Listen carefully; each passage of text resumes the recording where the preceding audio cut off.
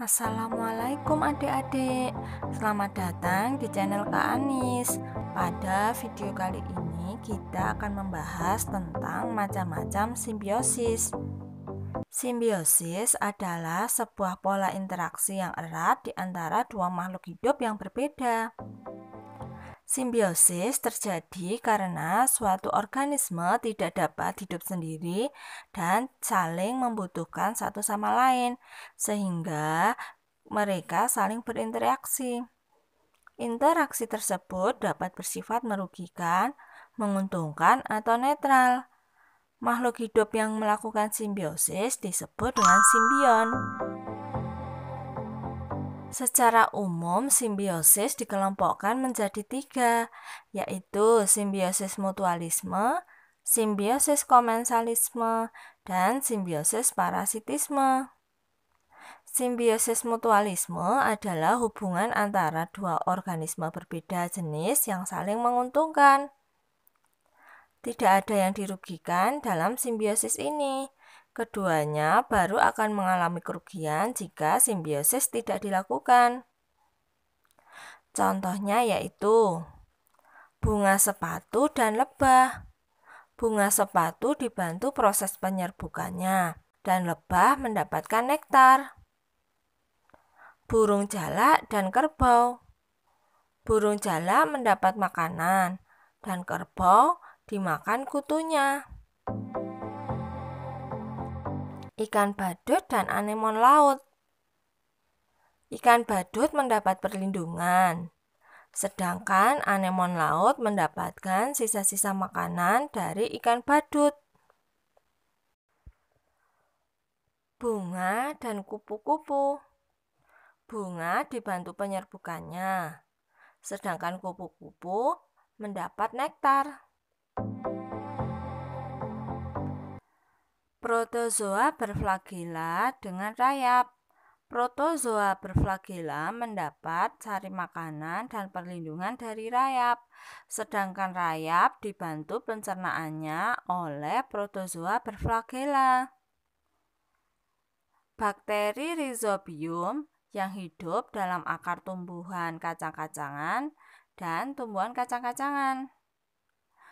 Bakteri Rhizobium memperoleh makanan, sedangkan tumbuhan kacang-kacangan mendapat nitrogen yang diikat oleh Rhizobium sp. Rafflesia dan lalat. Bunga Rafflesia dibantu proses penyerbukannya oleh lalat, sedangkan lalat mendapat sari bunganya. Simbiosis parasitisme adalah ketergantungan yang terjadi ketika pihak yang satu mendapat keuntungan namun merugikan pihak lainnya. Bahkan inangnya bisa mati sebagai akibat dari simbiosis ini. Beberapa contoh simbiosis parasitisme yaitu tanaman benalu dengan inangnya. Tanaman benalu mendapat sari makanan, sedangkan inangnya diambil sari makanannya. Tali putri dengan inangnya. Tali putri menyerap sari makanan yang berupa zat organik dari inangnya, sedangkan inangnya dirugikan karena diambil sari makanannya. Cacing perut dan cacing tambang dan manusia. Cacing perut dan cacing tambang mengambil sari makanan yang ada dalam usus manusia, sedangkan manusia dirugikan karena sari makanannya diambil. Bunga Rafflesia dengan inangnya. Bunga Rafflesia menyerap sari-sari makanan inangnya, sedangkan inangnya dirugikan karena diambil sari makanannya. Kutu rambut dan manusia. Kutu rambut merugikan manusia karena mengambil darah manusia. Manusia dirugikan karena darahnya diambil. Nyamuk dan manusia. Nyamuk mengambil darah atau menghisap darah manusia. Manusia dirugikan karena darahnya diambil. Kutu daun dan tanaman. Kutu daun mengambil sari-sari makanan pada tumbuhan. Tumbuhan dirugikan karena sari makanannya diambil. Simbiosis komensalisme adalah suatu interaksi antara dua makhluk hidup yang mana satu makhluk hidup mendapat keuntungan sedangkan makhluk hidup yang lain tidak dirugikan. Contohnya yaitu tumbuhan anggrek dan pohon mangga. Tumbuhan anggrek mendapatkan keuntungan dengan menempel pada batang pohon mangga untuk mendapatkan sinar matahari. Sedangkan pohon mangga tidak mendapatkan keuntungan ataupun kerugian pada keberadaan tumbuhan anggrek ini. Tumbuhan paku dengan tumbuhan jati. Tumbuhan paku menempel untuk mempermudah mendapatkan sinar matahari untuk keperluan proses fotosintesisnya. Sedangkan tanaman jati, tempat melekatnya tumbuhan paku tidak mendapatkan keuntungan sama sekali. Namun tidak ada dampak kerugian dari tumbuhan paku. Tanaman sirih dan inangnya. Tanaman sirih mendapatkan tempat untuk merambat, sehingga mendapatkan keuntungan yaitu mudah mendapatkan sinar matahari untuk melakukan proses fotosintesis. Sedangkan inangnya tidak mendapatkan keuntungan atau kerugian sama sekali. Tanaman paku tanduk rusa dengan inangnya. Tanaman paku tanduk rusa mendapatkan keuntungan yaitu mendapat tempat untuk melekat sehingga dapat sinar matahari untuk proses fotosintesis. Sedangkan tumbuhan inangnya tidak dirugikan sama sekali. Ikan hiu dan ikan remora. Ikan remora mendapatkan perlindungan agar tidak dimangsa oleh ikan yang lebih besar darinya. Sedangkan ikan hiu tidak mendapatkan keuntungan dan kerugian dari keberadaan ikan remora. Ikan remora bersama ikan pari. Ikan remora mendapatkan sisa makanan dari ikan pari.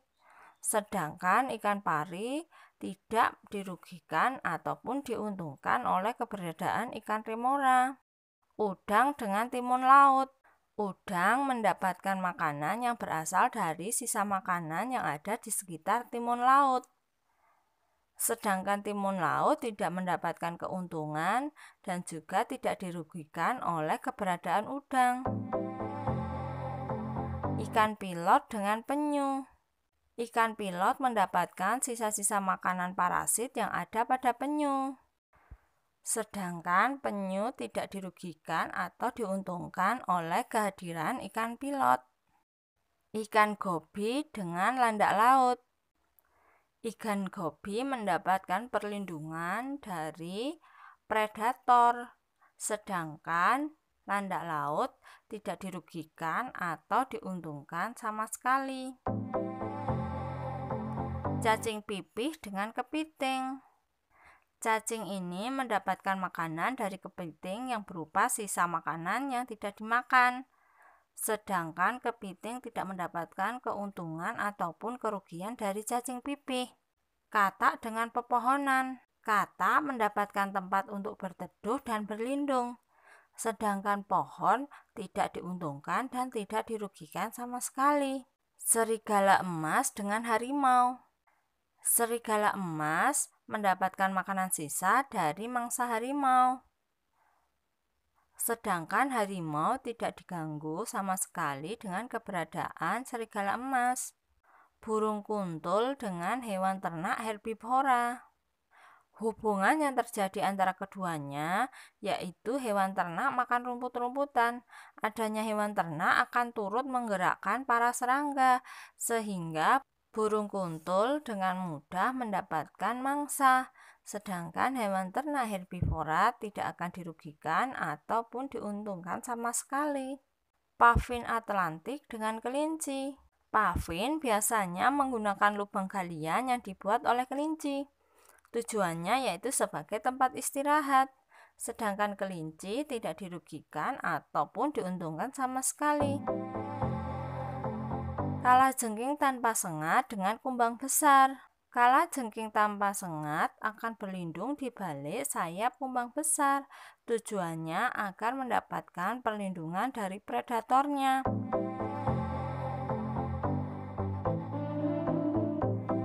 Sedangkan kumbang besar tidak diuntungkan ataupun dirugikan. Tumbuhan burdok dengan binatang. Tumbuhan burdok mengandalkan metode penyebaran benih ini untuk reproduksi. Hubungan yang terjadi antara keduanya adalah saat tumbuhan burdok menghasilkan biji berduri yang menempel pada bulu binatang. Tumbuhan mengandalkan metode penyebaran benih ini untuk reproduksi. Nah, binatang atau manusia tidak terpengaruh sama sekali. Kepiting pertapa dan siput. Kepiting pertapa atau yang biasa kita sebut umang-umang adalah contoh metabiosis, sejenis komensalisme di mana satu organisme menciptakan lingkungan yang cocok untuk yang lainnya. Kepiting ini hidup dalam cangkang siput yang sudah mati. Nah, jelas sekali bahwa siput tidak terpengaruh dan kepiting mendapat perlindungan dari cangkang siput. Demikianlah pembahasan mengenai macam-macam simbiosis. Jangan lupa klik like, komen, dan subscribe agar kalian dapat berlangganan gratis pembelajaran dari Kak Anis. Terima kasih. Assalamualaikum.